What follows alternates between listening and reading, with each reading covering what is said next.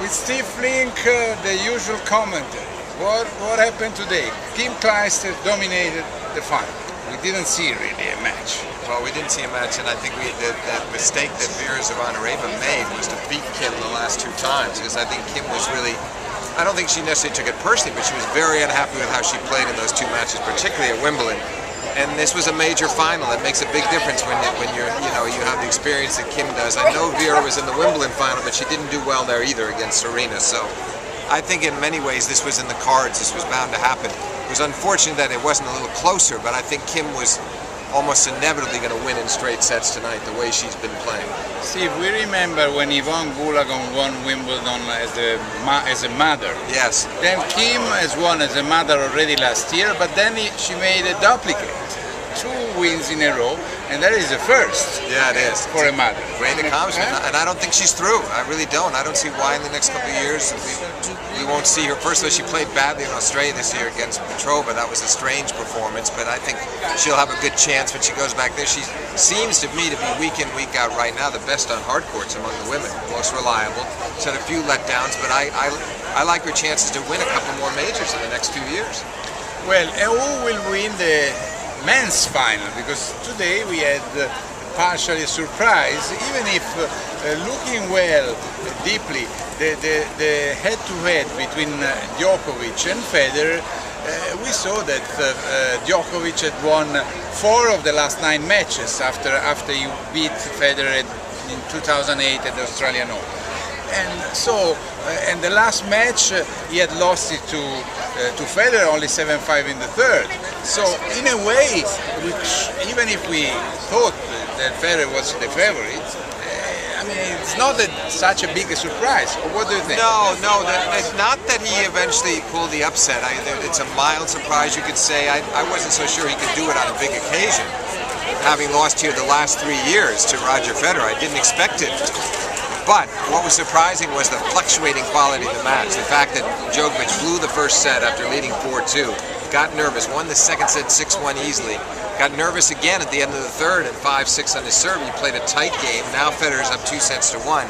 At that stage, I thought he was going to keep his control of the match. Federer, then Djokovic blitzed through the fourth set, and then the best of all was when he saved the 2 match points. Yeah. At 4-5, 15-40 on his serve. He played those points in spectacular fashion. A swing volley winner off the forehand, and then a clean winner cross-court forehand on the sideline. I mean, Federer really didn't have a chance on either one, and the next thing you know, Djokovic has won 7-5 in the fifth. I think it's it may be his greatest victory, considering the circumstances. Sure. There was an interesting quote by Federer after the match, talking to the Swiss colleagues. Yes. And he said, knowing that maybe tomorrow I had to play again the final, when I was 1 break down in the second and in the fourth set, I thought that it wasn't necessary to kill myself, to suicide, to try too hard, because I wanted to save some energies for the next set and then eventually for the final. And maybe this, it's something that we are not used to. And maybe this is wrong with the scheduling of the US Open, because Wimbledon would never accept to play 2 semi-finals on Saturday and 1 final on Sunday. That is not fair. No, it isn't fair. It's very unfair. I will say this, though. Federer should be more professional. He should know better than to start calculating that way. You just have to go out and you got to play.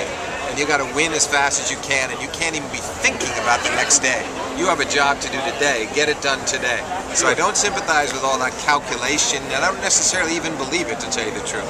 Maybe he got maybe he felt when he got far behind in the second and fourth sets that it would be hard to come back, but I don't entirely accept his explanation. I think he just was outplayed today. Yeah, I thought it was just curious, because yes. I never heard before something like that. Right, so absolutely, and I do agree with you that the scheduling is very unfair to the players, and I'm surprised that it hasn't been resolved after all these years, that they find a way to give them a day off and let them play a Monday night final. Djokovic is now hoping for the rain tomorrow, so he says, I would like to have 1 extra day of rest. Yeah. And which will be the shape of Djokovic tomorrow if he has to play Nadal, because he won versus Nadal 7 times on our court. Yes, he has.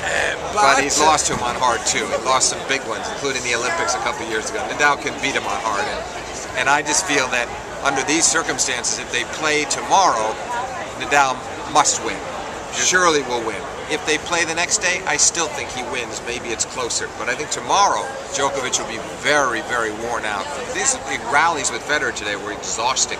He covered a lot of court. He had to go side to side constantly throughout the match. And I think it was physically a very demanding match. So I can't see him coming back easily tomorrow. I do agree, but I also must remember when Orantes recovered versus Villas, and the next day he beat Connors. You're right. Nobody expected. And also Nadal beat Verdasco in 5 sets, and then he had to play Federer the next day, and nobody was expecting him to be so good. Very true. Nadal, however, has always had the psychological edge over Federer, and there's only one Nadal who's that Brazilian. As far as Orantes, I think that was one of those rare occurrences where he was just so loose and maybe not expecting much from himself, and he was playing Connors, who on clay courts was vulnerable.